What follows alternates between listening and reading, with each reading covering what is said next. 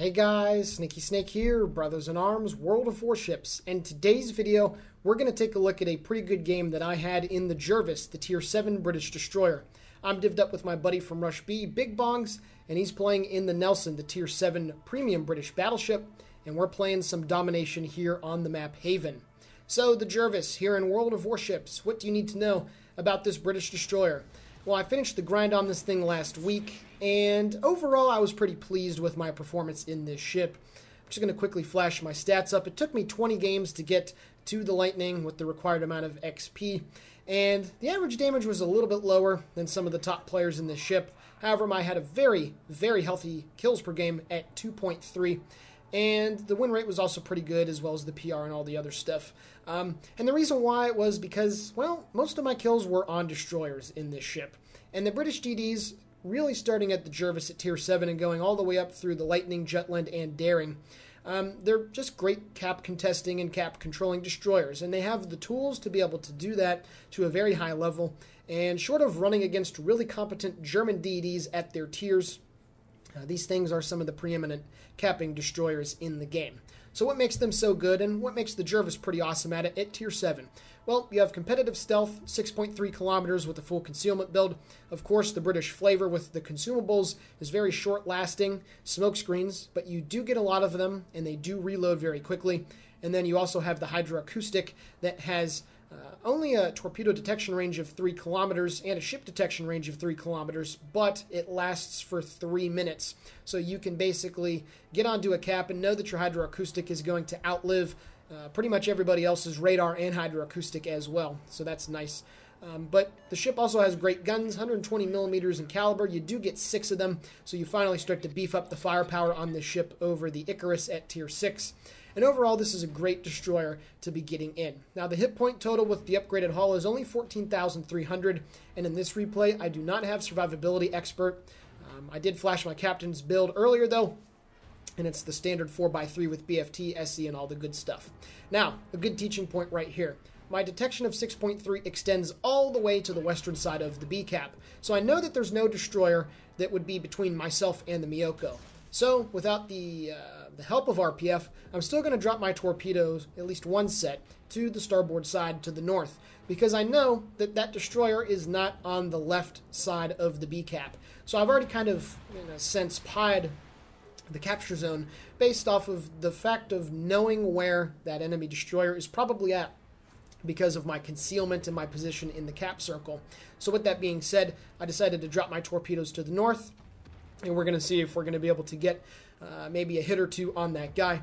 So the torpedoes are going down range, and I'm not going to spoil it. That's exactly what happens. 2 torpedoes hit. I pick up the first blood and the devastating strike on that Cian Yang, the Tier 8 Pan-Asian destroyer. So a great, great torpedo salvo right there. And now I'm going to swing back onto the B cap and start shooting at the turrets with my HE. Now, when I did get off the cap, who knows? Maybe the Cian Yang came to a stop or slowed down because he felt confident that he was going to be able to continue to cap and get spots on my team, but now his ship is sinking to the bottom of the sea.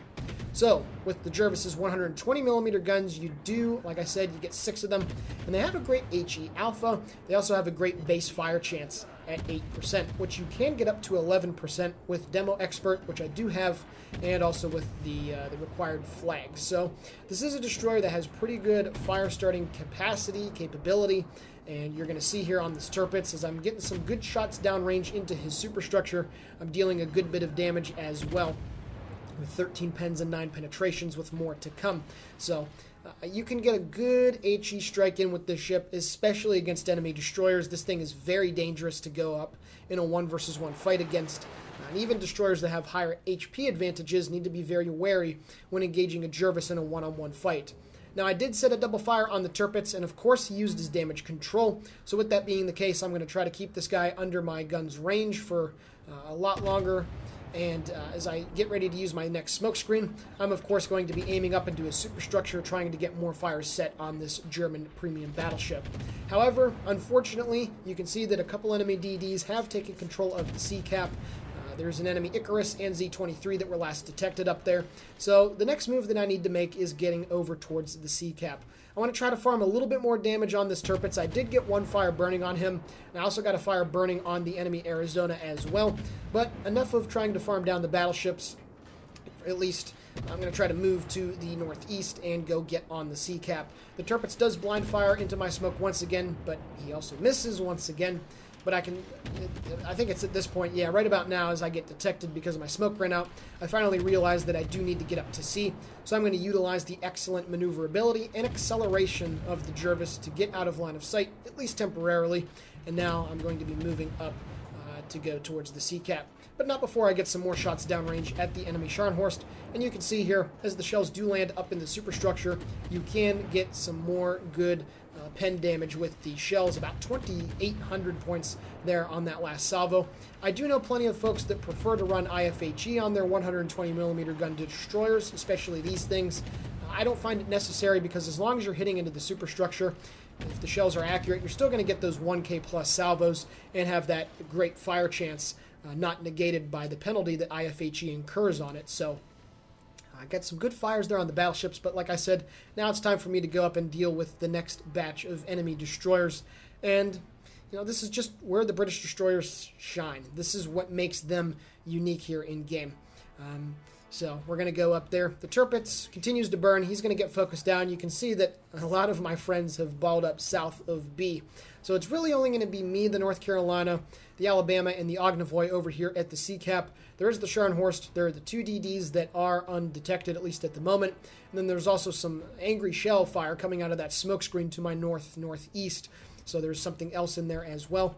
But I am going to go get on the sea cap because this is where my team needs me to be at. We have killed 3 of the enemy ships compared to them only killing 2, but getting control of the sea cap will pretty much secure the game for us because the enemy team is never going to be able to get B back because we have so many assets that are down there in the vicinity of that capture point. Now, what you're going to see here is another great usage and another great example of the smoke screens and the hydroacoustic. You can see that the enemy Icarus is trying to charge down the North Cal. So with the last salvo downrange at the Scharnhorst, I'm now going to switch my focus here to that British destroyer. And like I said, you know, you don't want to run into a Jervis, especially one that's able to shoot at you nonstop like this. The alpha damage, the rate of fire, all that good stuff is just going to tear you a new one. This Icarus, like I said, is trying to rush down that North Cal. But he's also got some other destroyers to deal with. I'm not 100% sure why he did this, but you know what? He got the kill, so good on him. His fate has now been secured. He is going to die. I put him down to 29 hit points. Unfortunately, somebody else is going to get the kill. So, whatever. We got the kill. I get my hydroacoustic up and running, so you can see that those Z-23 torpedoes are spotted from, well, not a mile away, but a good distance away. And I'm easily going to be able to get my ship going in reverse and dodge the torpedo salvo, while also helping out my buddy in the Ognovoy, who is over in my smoke screen as well. But now the enemy Leander decides to make a North Carolina level play and push out of his smoke screen with 2 angry DDs shooting at him from smoke. And you can see here just how quickly his hit points are indeed evaporating. Once again, without the need of IFHE, sure, it's a mid-tier cruiser. They don't have the best deck armor or the best plating, but at the end of the day, you get those shells high and tight into the superstructure, and you're going to be able to deal 1K plus salvos very, very consistently.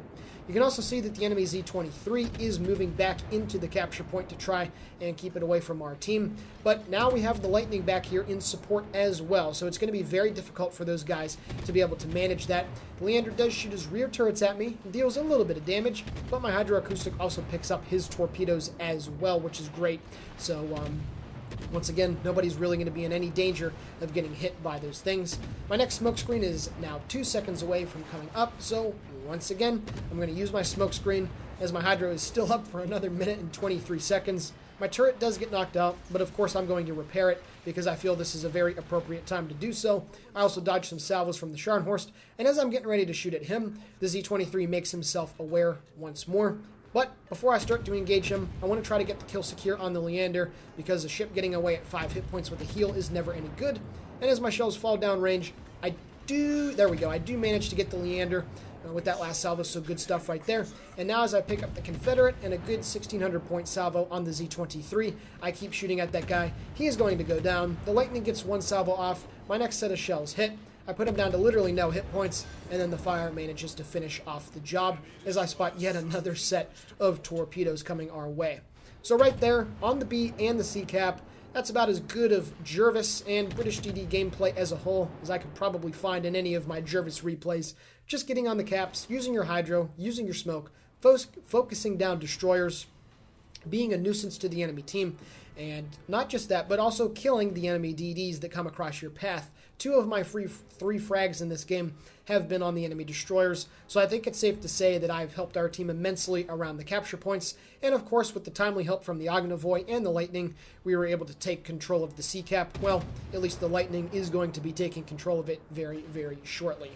So now I'm going for another cheeky kill steal on the Scharnhorst, and no guys, I promise you, I did not get the 2.3 kills per game because of stuff like this. It's just because, well, you know, destroyers, killing them early on in the game gives your team the best possible chance to win. I get a little bit of lag right there, so pardon me. This replay was a little bit wonky when I was recording it, but no matter. The Alabama's front turret goes downrange, and the shells impact the Scharnhorst. And right as I'm shooting here at the Colorado, the enemy Shiratsuyu appears at 3 kilometers. And one other great thing about the British DDs is that they have excellent turret angles. You see as I turn into the left right here, that raised Y turret in the back, I'm still able to get all of the shells downrange because the Y turret, well, it has such great firing arc. So that Shiratsuyu is at a 10, maybe 15 degree angle from me, and I'm still able to bring my entire firepower to bear on him as I hit him for yet another 2,000 plus salvo. And then the secondaries don't finish him off, but I am able to do so as I pick up my 4th frag of the game, and we're now at about 996 points, so we're going to win the battle. Now let's take a look at the post-battle results. Alrighty guys, taking a look at the post-battle results, 514,000 credits received and 11,600 total experience earned. This was my first win of the day. I picked up Confederate, Devastating Strike, and First Blood, dealing 114,000 points of damage off of 245 shell hits and 2 torpedoes. I sank 1/3 of the enemy team, had 9 fires, 2 floods, 2 base defense ribbons, and 1 assist, or 1 solo base capture. Taking a look at the team score, 2,802 base experience in the Jervis. Very good game. My buddy Bongs finished in 6th place. A shitter. 1,062 base XP. I kid. But that right there, 2,800 in a Tier 8 matchup, that's a very healthy amount of base XP to have in any destroyer. Taking a look at the detailed report, 70k with the HE, 31k with the fires that I set, and of course the Dev Strike there on the Xian Yang, which was very nice. So I hope you guys enjoyed this Jervis replay. As I continue my grind up the British destroyers, I do have the Lightning now. I'm going to try and emulate what I've done with the Japanese cruisers on my EU account and get a video out for each of the destroyers as I make my way up the tree. So definitely be looking out for some Lightning, Lightning, Jutland, and Daring replays coming up in the coming month or 2. So with that being said, this is Snake Boy for BIA World of Warships signing off. Guys and gals, thanks all for the support that you give us. Keep watching our stuff, and we're glad to make this content for y'all. Have a great day.